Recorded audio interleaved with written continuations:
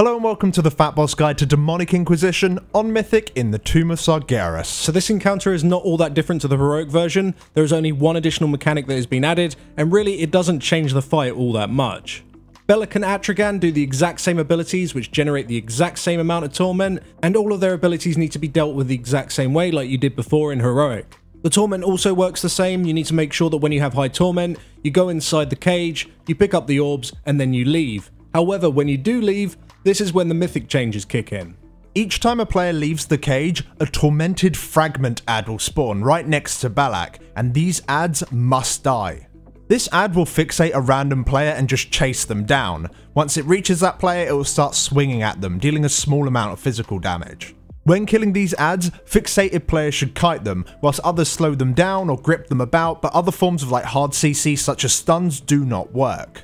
Now, it's super important that these ads are killed off as soon as you possibly can. This is because each time an ad spawns, it will buff the damage of all other ads in the room by 15%, and this stacks up. So if you keep the amount of ads low, this buffing mechanic really isn't an issue.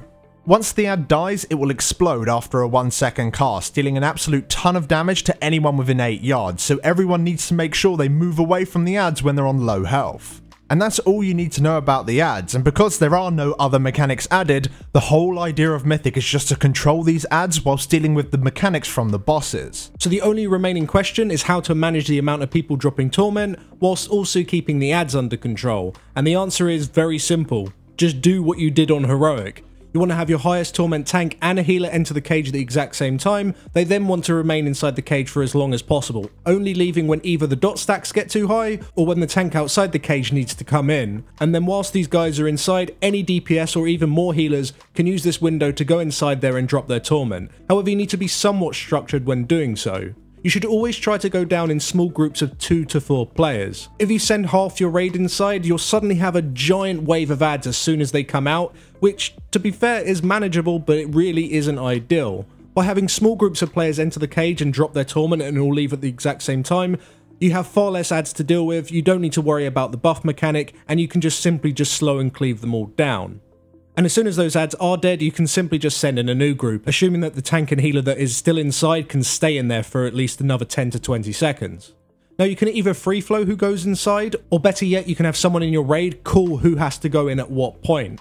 Both DBM and Bigwigs have torment trackers, allowing you to see who has the highest torment in the raid. If you have your raid leader just call the 3 to 4 highest players on the list to go inside the cage and drop their torment, that is probably the best way of doing it. And honestly, that's all it is to the encounter. There's not much more to talk about. It's just all about dealing with these ads, sending the right amount of people in at the right time, and then leaving and just blowing up all the ads as soon as you possibly can. But on an ending note, we should probably talk about healing just very briefly. The encounter doesn't really have any decent set points to use a healing cooldown, so really you should use them reactionary. On the only pull that we did, because we one-shot it because it's that simple, Yep. We just use cooldowns for the Bone Storm and the Fell Squall, but it's entirely up to you. It depends on how well you're playing the encounter. But that's all there is to it, guys. Thank you so much for watching. If this video did help you out, then make sure you leave a like on it. It helps us out a lot. Also, if you want to read up about this boss or any of the other bosses in the Tomb of Sargeras, then do go check out our written guides over on Wowhead. The link for that is in the description. Also in the description is our kill video for this fight, so if you want to watch the fight in its entirety without commentary and see me get one shot by a scythe sweep because I was standing in the wrong place, then that video is there for you. And just before we go, a big shout out to all of our supporters over on Patreon. Thank you guys so much for your continued support. It really does help out. And once again guys, thanks for watching, and we'll see you next time. Thanks for watching.